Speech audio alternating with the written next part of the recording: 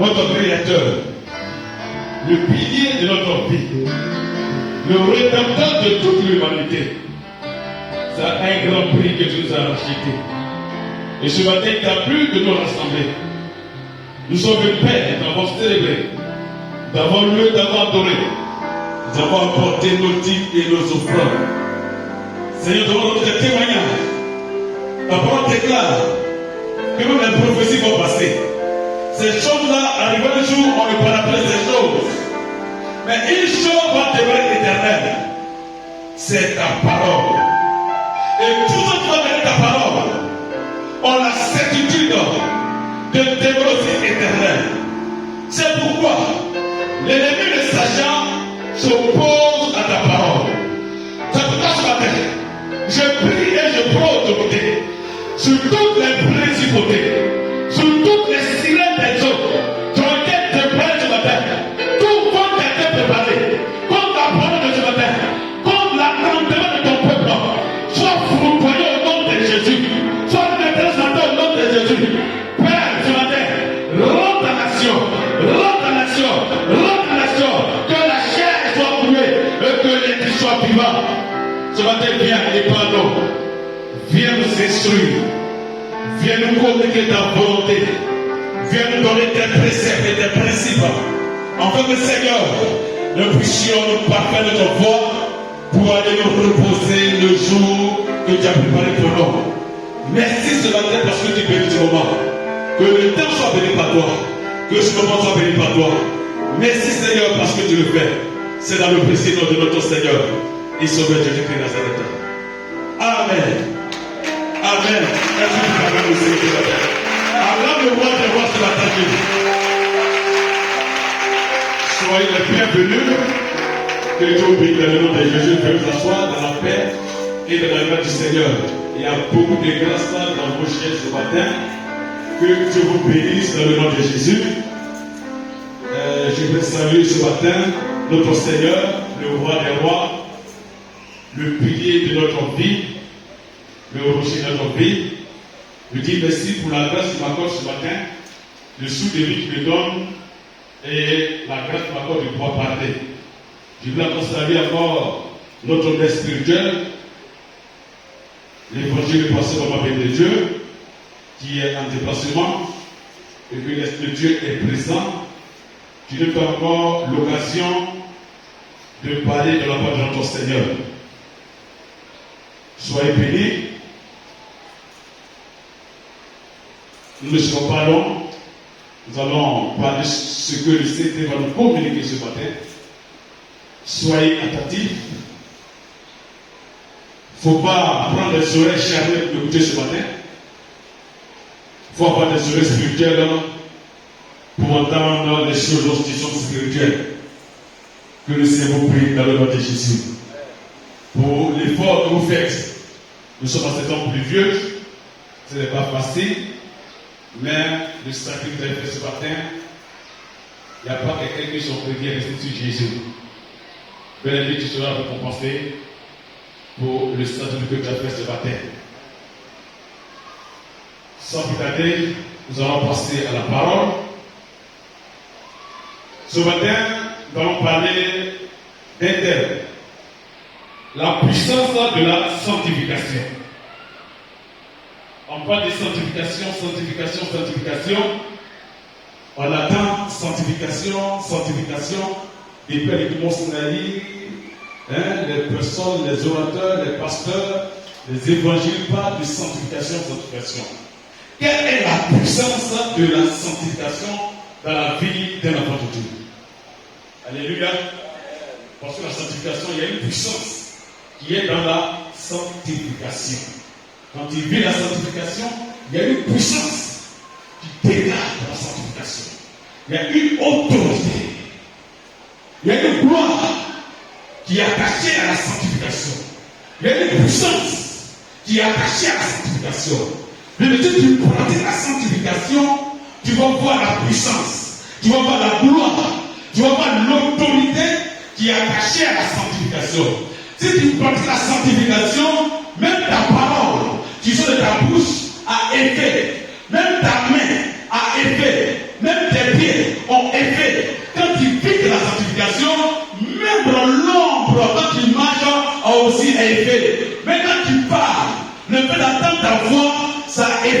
Le fait qu'elle te voit, parce que tu vis la sanctification, il y a effet. Bien aimé, la sanctification, il y a une puissance qui vit dans la sanctification. Il y a une puissance qui est dans la sanctification. C'est vrai, bien aimé, il est important. La voie que tu as choisie, la sanctification, c'est une bonne voie. La sanctification, il y a une gloire qui est attachée au bout. Il y a une récompense glorieuse. Il y a une couronne qui t'attend. Il y a une couronne après la sanctification. Une couronne qui est désignée pour toi. Une couronne qui est préparée pour toi. Ce n'est pas une couronne terrestre. Ce n'est pas une couronne là où il y a la ruine, où il y a l'éternité. Cette couronne, ça t'attend. Elle est précieuse. Ça a été préparé pour toi. Depuis que tu es né, ça a été préparé. C'est tout prêt pour toi. Mais n'abandonne pas. Il te faut aller pour prendre cette couronne. Il te faut aller pour récupérer ce trophée que le Seigneur a préparé pour toi. Alléluia. Je vais encourager quelqu'un à vivre la sanctification. Qu'est-ce que la sanctification? Qu'est-ce que la sanctification? Et parce que tu vas en dire, non, il faut que la sanctification, ça veut dire quoi? Qu'est-ce que ça veut dire? La sanctification. Il y a d'abord donné la titre de la sanctification, il doit encore les textes. Alléluia. C'est un processus par lequel une personne est libérée du péché en devenant pure et sainte.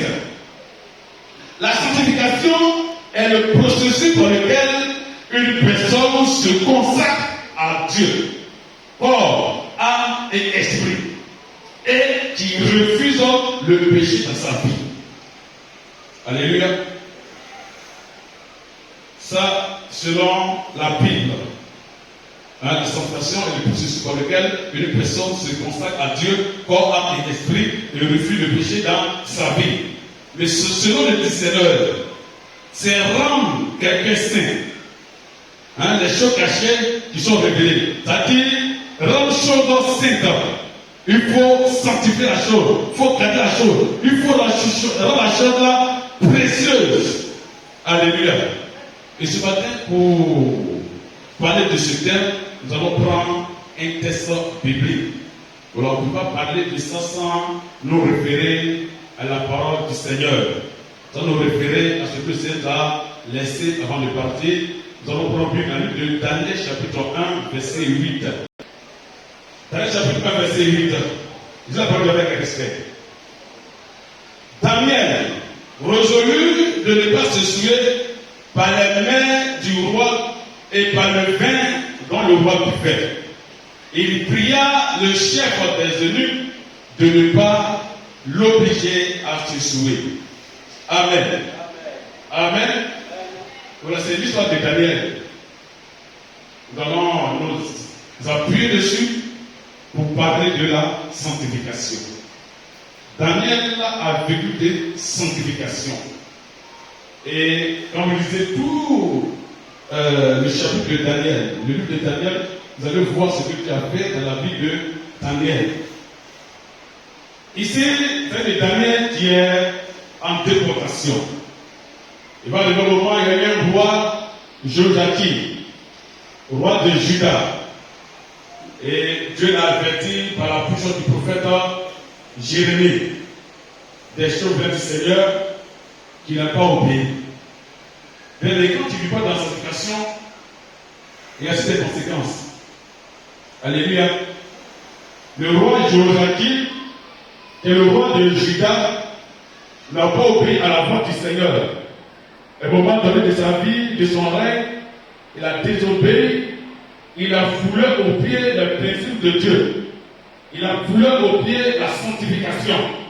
Il s'est adonné à des pratiques mondaines, des choses qui sont contre la volonté du Seigneur. Et Dieu va s'irriter contre le peuple et contre le roi Joachim. Et Dieu va susciter des ennemis.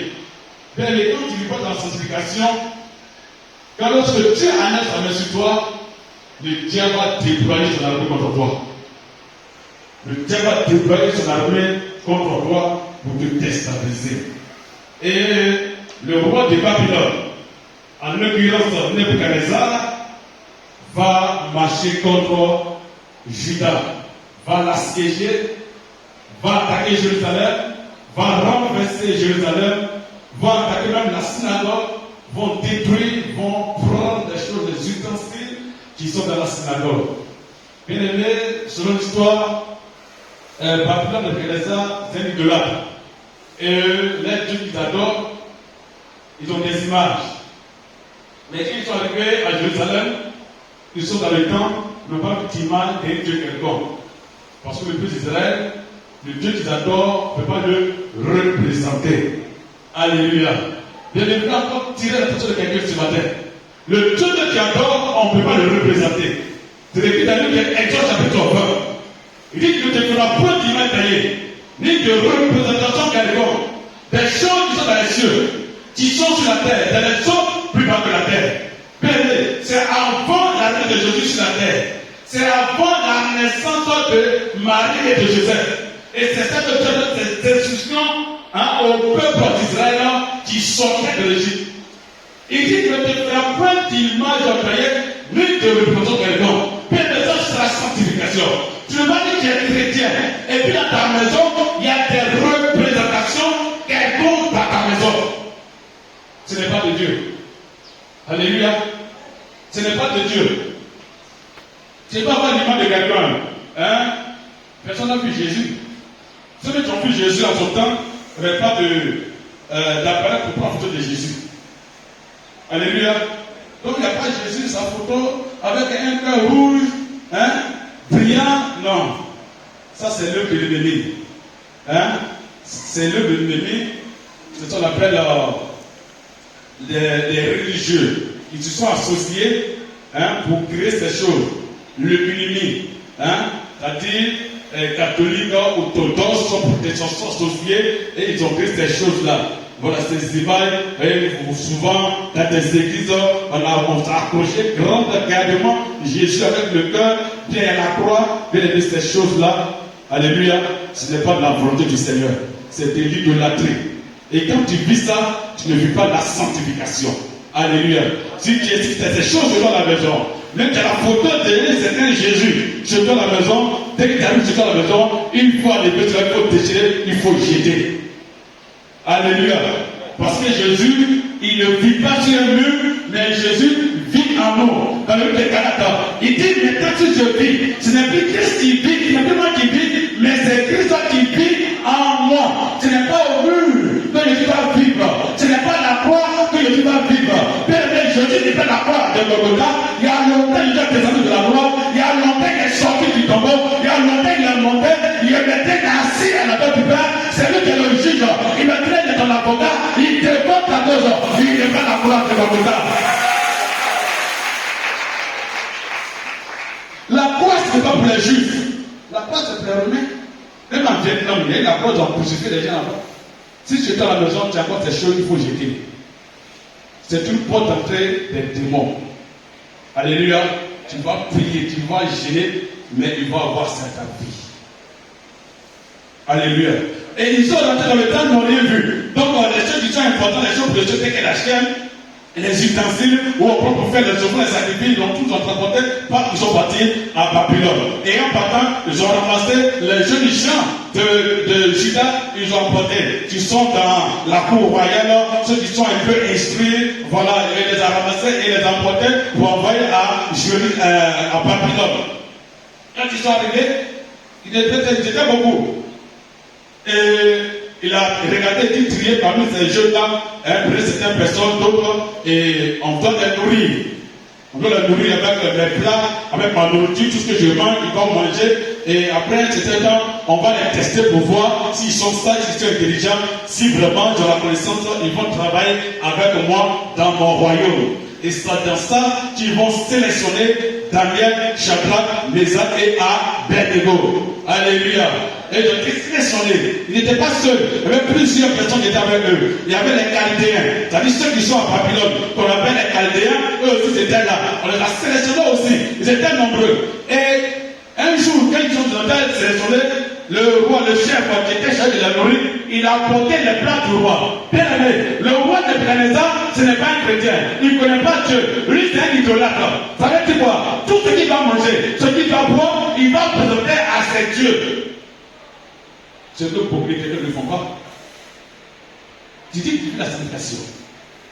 Mais pour manger, tu ne pourras pas te prier dessus. Tu ne présentes même pas ce que tu manges à ton Créateur. Mais ceux qui ne veulent pas Dieu, ils présentent ce qu'il va manger à ton Dieu. Mais toi, tu as le puissant Dieu. Le Dieu qui a le pouvoir de toutes choses, tu ne présentes même pas ta nourriture.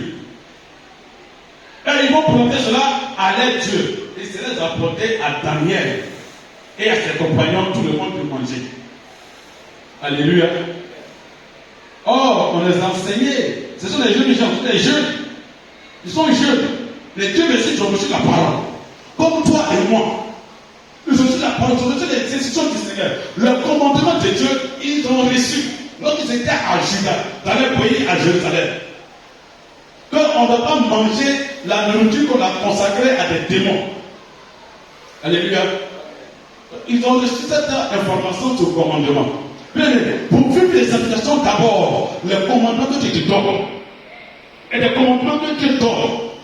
Pour avoir les applications, il y a des commandements, il y a des règles. Et pour entrer dans la sanctification, il faut obéir à ces règles et à ces commandements. Marcher sur ces commandements. Alléluia. Et ils ont pris, ils ont entendu, ils savent. Et dernièrement, je leur dire, nous ne voulons pas tuer. On ne veut pas rentrer dans ça. Nous avons un Dieu que nous adorons. Le Dieu, c'est un Dieu pur, un Dieu saint. Donc nous vivons la sanctification. Nous voulons être semblables à celui qui nous a créés. Il nous a créé son image. Mais malheureusement, Satan est venu et il a injecté la mine des engrais pour façonner le corps. Tu es devenu OGM. Tu as été modifié. Et Jésus est venu pour arranger. Et maintenant, il te fume selon ça. Et tu vas devenir comme lui pour être un être saint. Pour rentrer dans le ciel. Tu es un être humain. Mais quand tu t'approches du Seigneur et tu marches sur lui, tu deviens un être saint. Tu deviens un ange. Et c'est les anges qui vont au ciel. C'est ceux qui vivent la sanctification qui rentrent au ciel. Ce n'est pas le petit bien-aimé. Ce n'est pas le petit qui va au ciel. C'est ceux qui vivent la sanctification qui ont l'image du ciel qui rentre au ciel. Il y a un grand arrêt pour écrire la pensée de cette personne. Donc, disent la Bible dans Genèse que non, Adam et Ève ont péché, ils sont devenus nuls, que ça cause du sexe. Que au début, ils n'étaient pas nuls. La Bible dit que, en son temps, Dieu venait, les anges venaient. Ça dit, c'était l'image du ciel qui était le jardin d'Éden. Alléluia. Les anges, la glorification était sur Adam et Ève. Ils avaient la sanctification. Ils étaient l'image et la représentante de Dieu. Et Dieu a dit, soyez féconds. C'est pas où ils vont partir pour être féconds. Donc ce n'est pas le sexe. Ils ont péché. Ils ont raté le but. Ils se sont sués.